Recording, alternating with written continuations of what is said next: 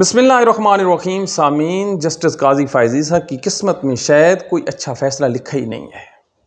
موصوف نے ایک حکم جاری کیا ہے کہ سپریم کورٹ آف پاکستان میں پینڈنسی جو کیس زیر التوا پڑے ہیں وہ زیادہ ہو گئے ہیں، لہٰذا 4 ریٹائرڈ ججوں کو لے کے سپریم کورٹ لانا ہے. انا للہ و انا الیہ راجعون. مطلب پاکستان کے 4 ہائی کورٹس میں کوئی جج اس کیلیبر کا ہی نہیں ہے کہ وہ سپریم کورٹ آئے اور فیصلے کرے. اسی لیے ریٹائرڈ ججوں کی ضرورت پڑ گئی. دوسری طرف یہ ریٹائرڈ ججوں کو دیکھیے کہ 20 سال آپ لوگوں نے اس جو کرسی ہے اس پہ بیٹھے رہے. آپ نے کون سا تیر مارا جی؟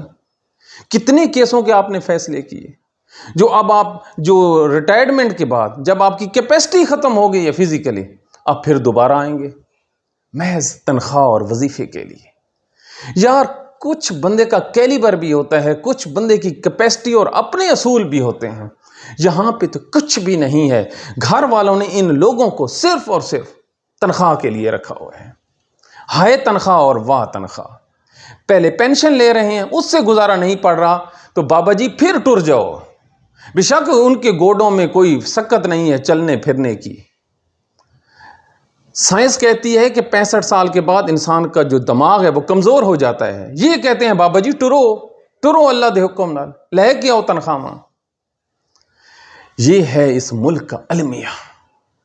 ریٹائرڈ جج ہوں یا ریٹائرڈ جنرل ہوں، آپ اس ملک کے ججوں کی جو مینٹل کیپیسٹی ہے ذرا دیکھیے. اسی لیے 100 ہمارا 37 نمبر ہے. لاہور میں ایک الیکشن ٹریبونل یہاں پہ انشورنس ٹریبونل 3 مرلے کی وہ بلڈنگ ہے نیلا گنبد کے ساتھ، اور 5ویں فلور پہ پتہ ہی کون سا جج بیٹھا ہے ٹریبونل میں؟ اکبر قریشی. وہ سینئر جج ریٹائر ہوا ہے ہائی کورٹ سے اور ادھر آ کے انہوں نے بٹھا دیے. اپنے ریٹائرڈ سیشن جج کے ساتھ بیٹھا ہے جس کا وہ تھا اس کا افسر تھا اپنے ماتحت کے ساتھ، محض تنخواہ کے لیے، ایک گاڑی اور پیٹرول کے لیے.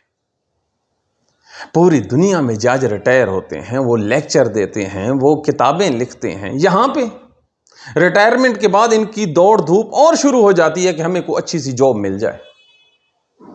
کراچی کا وہ گورنر جسے نواز شریف نے بنایا تھا، وہ دیکھیں اس کو جب حلف اٹھایا تو اس میں ہمت ہی نہیں تھی. 2 آدمیوں نے پکڑ کے اٹھایا. موصوف کو یہ بھی نہیں پتا تھا میں گورنر ہوں. 18 دن زندہ رہا، اس کے بعد فوت ہو گیا. آج اس کے گھر والے پینشن لے رہے ہیں. جی او بابا. پاکستان کے نظام انصاف کی قبر کھودی جا رہی ہے. اور یہ سب کچھ کیوں ہو رہا ہے؟ اس کے پیچھے بیڈ انٹینشن ہے.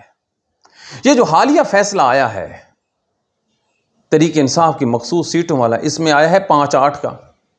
اب 4 جج اور آ جائیں گے سپریم کورٹ میں تو ہو جائیں گے 17، اور جو 5 تھے ان میں 4 اور مل گئے، یہ 9 ہو گئے اور وہ 8 رہ گئے.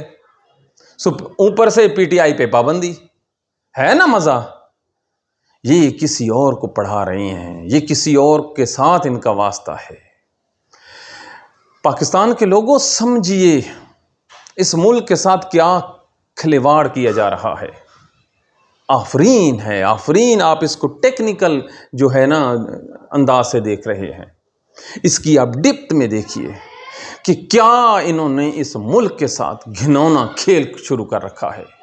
اس ملک کی بنیادوں کو ہلایا جا رہا ہے. یہ ہے اس ملک کا المیہ، یہ ہے اس ملک کی تباہی کی ذمہ داری.